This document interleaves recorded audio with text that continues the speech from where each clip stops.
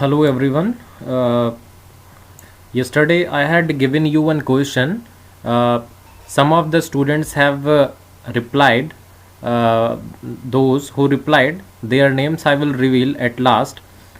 Before that, let us see what is our today's topic. Our today's topic is cyclotron. Okay. So what is cyclotron? Let us see. It is a machine which is used to accelerate. It is a machine which is used to accelerate charge particles, or you can say ions, to high energy. That means if you want to increase the energy of any charge particle or any ion, then you can use this machine which is known as cyclotron. So cyclotron, we can say it is a machine used to accelerate the charge particle to higher energies. After that, what we can have here, remember in cyclotron we use electric field as well as magnetic field. Both the fields are used here, and one more thing you remember, they are crossed, they are present in the form of crossed means electric field will be perpendicular to magnetic field. So both are used in cyclotron to accelerate charge particle to high energy, we can say. Okay, after that, then let us study about structure of the cyclotron. Structure of cyclotron, what does it has? It has uh, two D shaped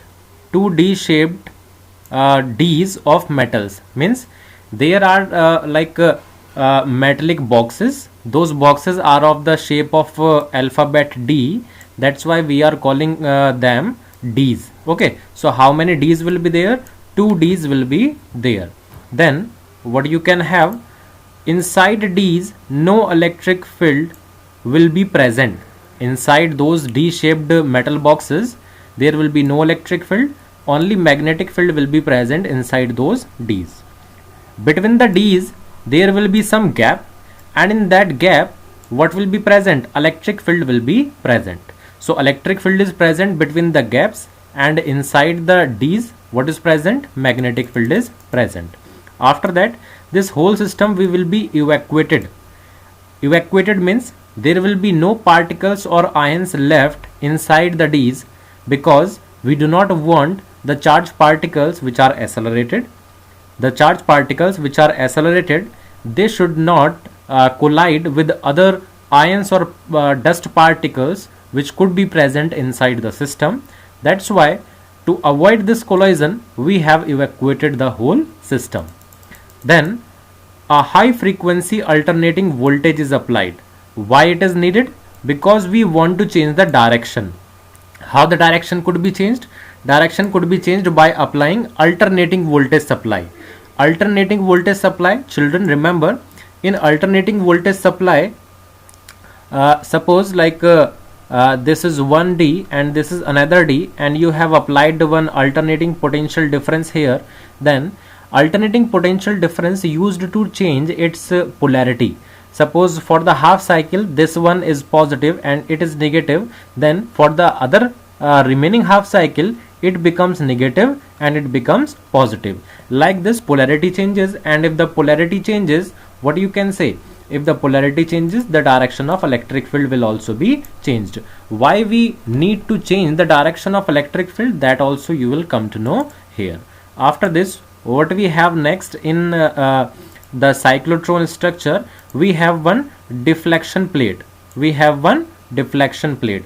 Why deflection plate is used? Deflection plate is used so that we can take out the charged particle when it becomes sufficiently energized. And suppose now we want to take out that charged particle from the cyclotron, then we can use deflection plate. Deflection plate, remember children, it will be of opposite charge. That means opposite polarity. That means if the charged particle is positive, then this deflection plate will be carrying a negative charge. Okay, after this, let us see the diagram of cyclotron. So this is the diagram of cyclotron. What you can see here, you can see that this is one D and this is another D. This D is given name D1 and the other one is D2. You can see some gap between them. This gap, in this gap only electric field will be present. you can see one oscillator here. This oscillator means alternating potential difference you have applied. Okay, one terminal is connected to here and other terminal to D2 it is connected. Now what happens, you can see magnetic field out of the paper. This is the direction of magnetic field. Here magnetic field is represented in the form of dot. Dot means magnetic field lines will be perpendicular to your screen and will be coming out of it. That means direction of magnetic field will be from screen towards you. Okay, deflection plate. This is the deflection plate about which we discussed. The deflection plate will help us to take out the charge out of the cyclotron. Right, now what you can see at the center, you can see a ion source. This P is a ion source, and this ion source first will produce an ion, or you can say any charge particle. Okay, so let us now understand the working of this cyclotron. Okay, I have written in short here, you can see on the right side, P. P is what? It is an ion source. What it will produce? A positive ion, suppose it will produce. Between D1 and D2, between these D's, in this gap I am saying there will be an electric field, and that electric field will apply some force. This electric field will apply some force on the positive charge particle which is produced. Okay, if force will be applied, then that charge particle will be accelerated, and it will be accelerated towards D2. It will be accelerated towards D2. Why towards D2? Because initially we considered that it is positive and it is negative. Then between the D's, the direction of electric field will be in this way. If the direction of electric field is like this, then positive charge particle will surely be accelerated in the same direction. That means towards D2. That's why we said charge will be accelerated towards D2. Okay, after that let us see what is next. We have here at the instant, okay, we were here, it will be accelerated towards D2 when D1 is positive and D2 is negative. Like I explained here, the instant when ion enters D2, the instant means at the same time when the ion enters in the D2, this is your D2D, when it enters into the D2, what it follows? It follows a semicircular path. It follows a semicircular path which will be of radius r, and after following that semicircular path, it will be ready to come out of the D2. Now what we studied here, we studied that between the D's there was electric field. It is used to accelerate, or you can say to increase the energy of charge particle. Inside the D's, what is present? Magnetic field is present. This magnetic field, what it will do? It will change the direction of motion. It will change the direction of motion. As we are coming after studying so many things related to magnetic field and the motion of charge. So what magnetic field will be doing inside D's? It will be changing the direction of charge particle, and electric field between the D's will be accelerating the charge particle. So this is the work of electric field and magnetic field. After this, when it will come out of the D2, where it will try to go? It will try to go towards D1. How? Just look. Okay, again we have few points here. Just read these points. What are these points? Polarity changes as soon as the charge particle will be ready to come out of the D2 and will enter into this region where you have gap. So what do you have in this gap? You have electric field, and electric field, what is the work of electric field? It will accelerate the charge particle. So the charge particle, after traveling in the D2, after following semicircular path, again it will come in the region of electric field, and again it will be accelerated. That means with more energy it will enter into this D, and if the energy of charge particle will be more this time, then the radius of the charge particle will be larger. Why it will be larger? I will explain to you. Just look here. So as soon as, yes, one more thing, as soon as the charge particle will come out of this d2, the polarity of the d's will be changed. Earlier you have seen d1 was positive and d2 was negative, but now d2 becomes negative and d2 becomes positive. d1 negative and d2 positive. Reason? Because now we want electric field to be in this direction. Reason? Because the charge particle is coming in this direction only, and we do not want to change the direction. We do not want to decrease the you can say momentum of that charge particle. We want to increase its energy, so we have to increase its energy in the same direction.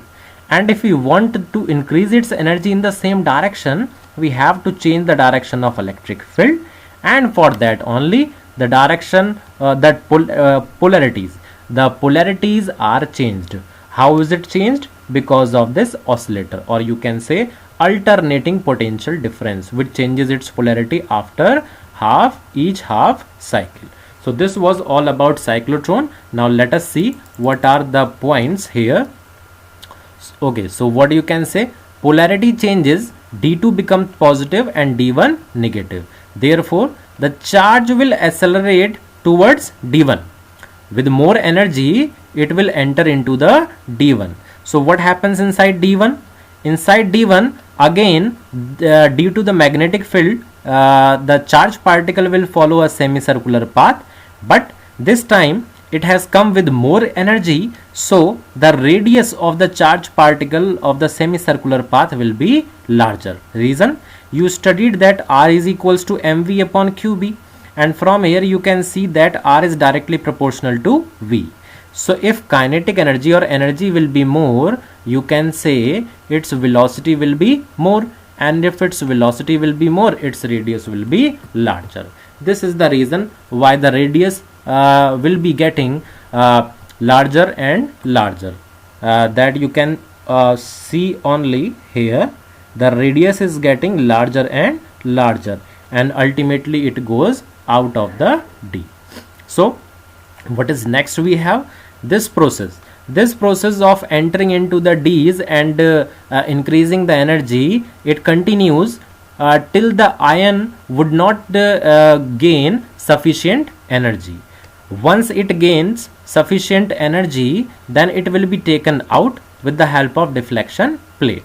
It will allow to fall it on the target. Wherever we want that energized charge particle to fall on, towards that side, we will allow it to fall. So what we have seen here, a spiral path is followed by the ion in the cyclotron. Okay, a spiral path is followed, right? After this, so what we had studied, a spiral path will be followed by the charge particle in the cyclotron. Then what can we say? We can say that if t by 2 is the time period of the charge particle in 1D, as it is following a semicircular path. So what we can say for both the D's? For both the D's, the time period will be just double, or you can say it will be equal to t, because including both the D's, the charge particle will be following a circular path. And you know that time period and frequency, they are inversely proportional to each other. So we can write t is equals to 1 upon nu c. What is nu c? Nu c is the cyclotron frequency. From here we can say nu c is equal to 1 upon t. Using the formula of time period, we can write that nu c will be equal to qb upon 2 pi m. This we studied in the last lecture. If you have not seen, then you missed it. After this, let us talk about the potential difference which we have applied. The potential difference which we applied was alternating. So we can say it will have some frequency. And what is its frequency? Its frequency we have taken equal to nu a. So what should be there? Nu a should be synchronized with nu c. That means what is its meaning? Synchronization. Polarity of the D's should be changed at the same instant when the charge particle is just about to come out of D.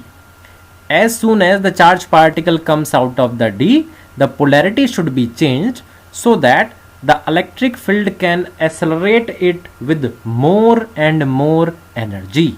This is the meaning of synchronization. So we can say that the frequency of revolution of charged particle in the cyclotron should be equal to the frequency of applied potential difference, and this condition, children, is known as resonance condition. Okay, when charge comes out of the cyclotron, it will be having maximum radius, spiral form. So if the maximum radius is capital R, then that radius could be written equal to mv upon qb.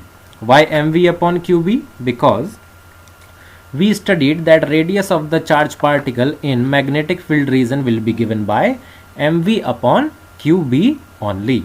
After this, from here we can find out the velocity with which the charged particle would be coming out of the cyclotron, and using this velocity formula and the formula of kinetic energy, we can calculate the kinetic energy of charged particle which it would be having when it comes out of the cyclotron with sufficient energy. So we can say this is only the energy the charged particle would be having when it exits the cyclotron. So one important thing you note here, during transfer from one D to another D, right? When the charged particle was transferring from one D to another D, you have seen in the gap there was some electric field, and that electric field was used to accelerate the charged particle. That means to increase the energy. So remember, after each transition, or you can say each transfer, the energy of the charged particle changes by how much? It changes by QV. Okay. After each transition from one D to another D, by the electric field, energy of the charged particle will be increased, and it will be increased by a factor QV. What is V here? V is the potential difference and Q is the charge which is being accelerated.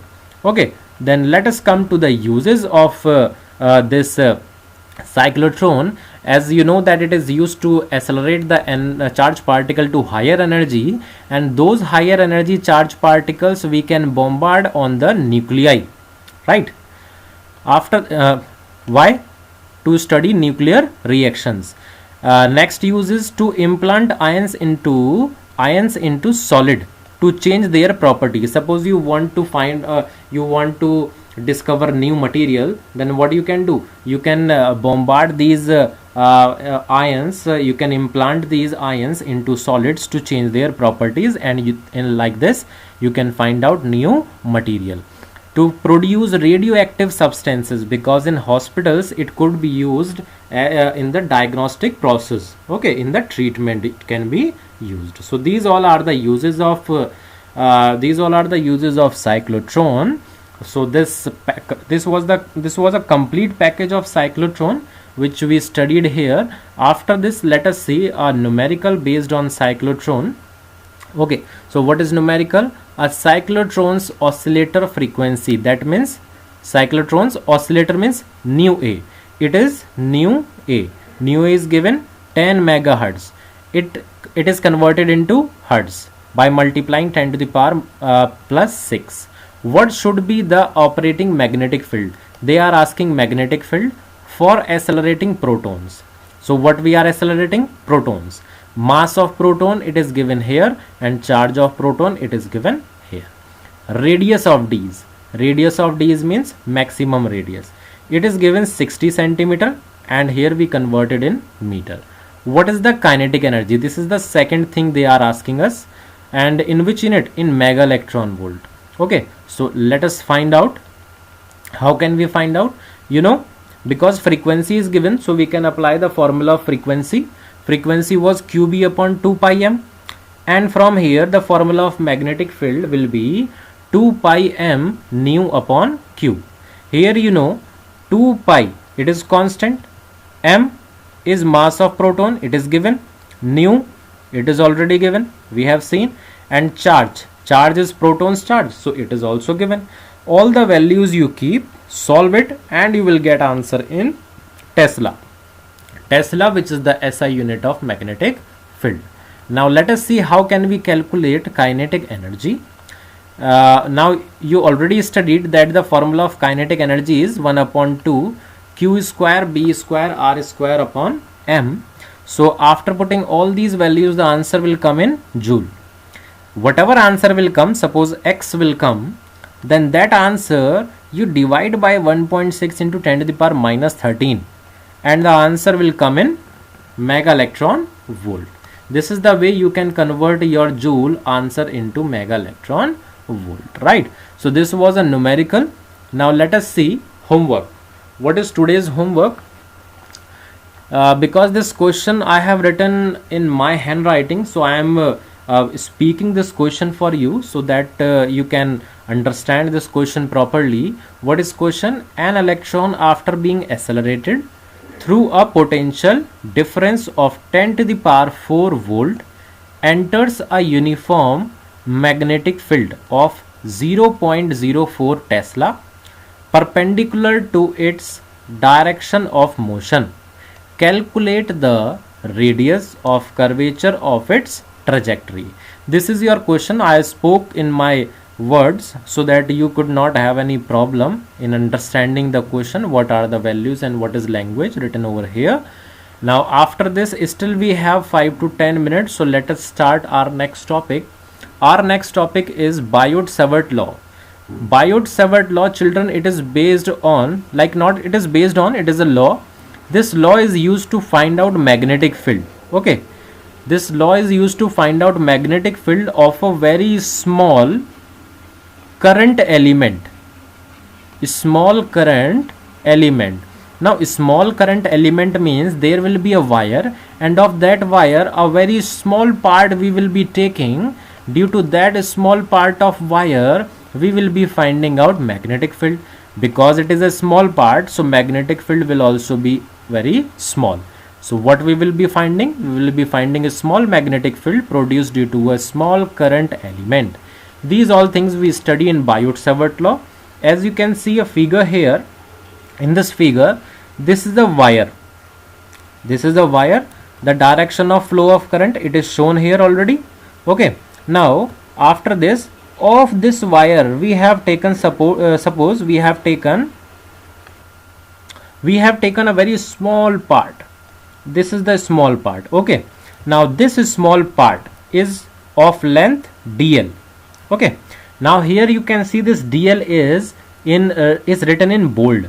So because I copied it from NCERT ebook, so this dl is wherever this dl will be in bold form, you take it like this, that it is not dl only, it is dl vector. That means in vector notation it is written.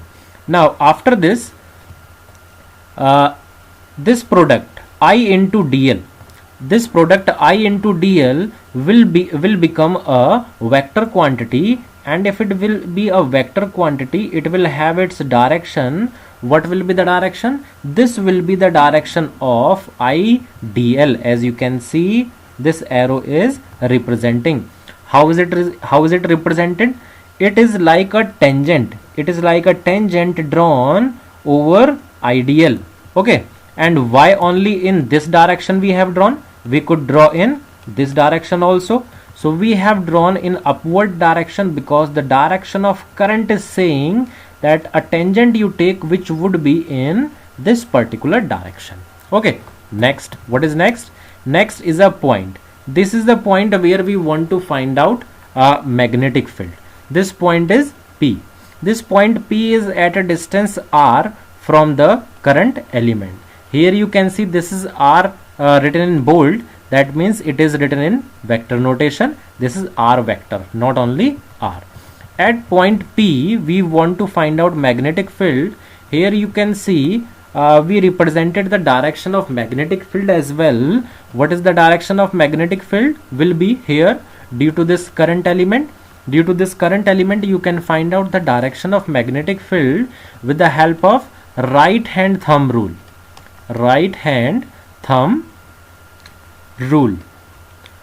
With the help of right hand thumb rule, you can find out the direction. Like this small current carrying conductor, you suppose you hold it in your right hand, right? Now the thumb you will be pointing in such a way that the direction of current will represent the direction of thumb. Done. After that, when you curl your fingers, the magnetic field will be around this wire in the form of concentric circles, and those concentric circles, when you will see, you will check, it will be going into the plane of paper from this side and will be coming out of the plane of paper from this side. From left side it would be coming out, and from the right side it would be going into the plane of paper. That's why we put one cross here. I hope you understood the direction of magnetic field. Now how could we how much magnetic field will be due to this Biot-Savart law? Let us study with the help of our NCERT book. So as you can see here, according to Biot-Savart law, magnitude of magnetic field was dB vector. Its magnitude will be dB. It will be proportional to current, proportional to element length. Element length means it is magnitude modulus of dl vector, element length, and is inversely proportional to the square of distance r. So there are total three things. dB will be directly proportional to current, directly proportional to element length, and is inversely proportional to the square of distance. Okay, and along with all these things, three things, there is fourth factor. What is that factor? It is direction. The direction of this magnetic field will be perpendicular to a plane which contains these two vectors. Now if the direction of dB is perpendicular to a plane that contains two vectors, this information gives us an idea that when we will write the formula of magnetic field, it will be written in the form of cross product. Why cross product? Because cross product only can give direction which will be perpendicular to any given two vectors, right? So we will be writing the formula in the form of cross product. That's why you can see in vector notation, dB vector is proportional to I current, dl element length, and r the distance. Okay, because it is written in cross product, so we would be writing it like this: dB vector is proportional to I dl cross r upon r square. Why we have written like this? Okay, do not study in vector form. First of all, study in scalar form, like you studied here. See, magnitude, you were studying about magnitude, so let us talk about magnitude only. According to Biot-Savart law, dB was proportional to I, dB was proportional to the element length, and dB was inversely proportional to the square of distance, right? Now dB, when you will join these all things, what will you get? I dl upon r square. But remember, in the scalar form, if you are writing, there will be one angle which will be responsible for the value of dB. This angle is theta. The angle which will come after expanding the vector form of this dB. Okay, that's why now you would be getting confused. So I hope you understood these factors. Okay, I was going to write in vector form, scalar form, but I think because that sine theta will create a problem, so let us write in vector form only.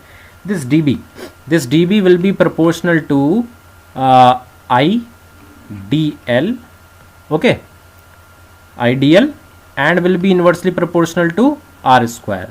This only we studied, right? Now this is scalar form, like I said. Now if you want to write the vector form, you have to include direction. So to include direction, what we studied about direction, it will be perpendicular to the plane carrying DL and R. So how we can write? We can write like this: IDL cross R cap upon R square. We can write like this. If you don't want to write in this way, in the form of unit vector, you can write in the form of vector.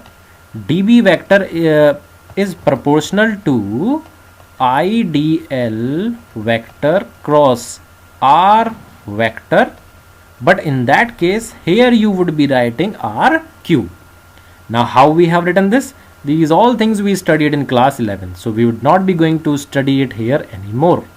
This will be wasting time if we will study. Removing this proportionality sign, there will be a constant which would be written here. It will be mu naught upon 4 pi.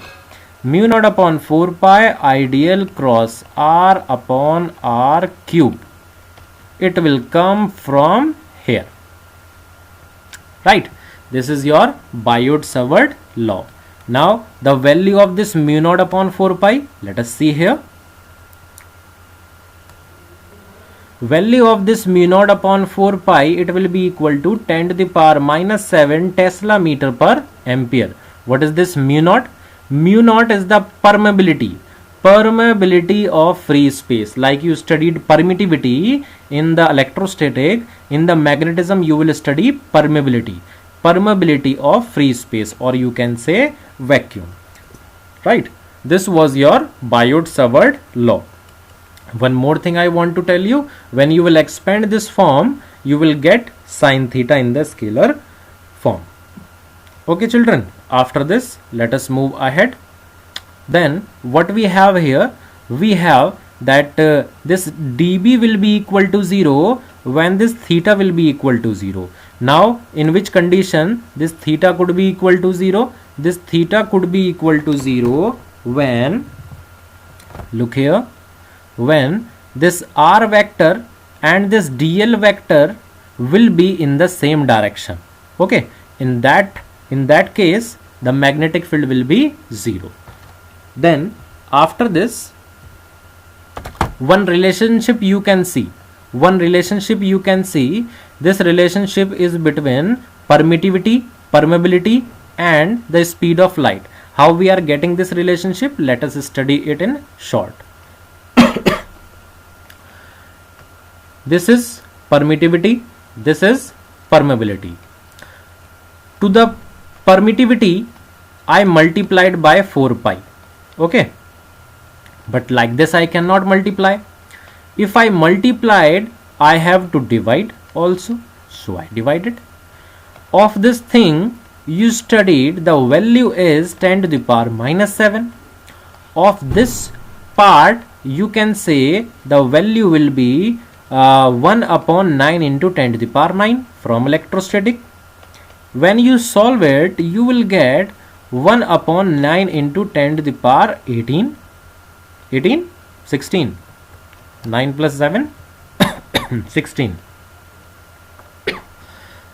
Now you could write it in this way: 3 into 10 to the power 8 whole square. It is nothing but a speed of light in vacuum. Its square is done, so we will write square here. This is the relationship between permittivity, permeability and the speed of light. Very important relationship. This was all about our class today in this video. Next, when we will come, we will do this numerical which you can see in front of you.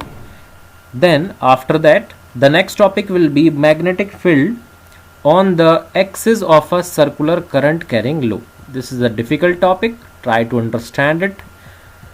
Okay, after that what we have, Ampere circuital law and its application we have. These all things we will study in the next class. Okay, so in this class we will keep all the things up to here, keep revising all the things and pay attention to these classes. These classes are very important. As you are in 12th class, you should understand the seriousness of these classes.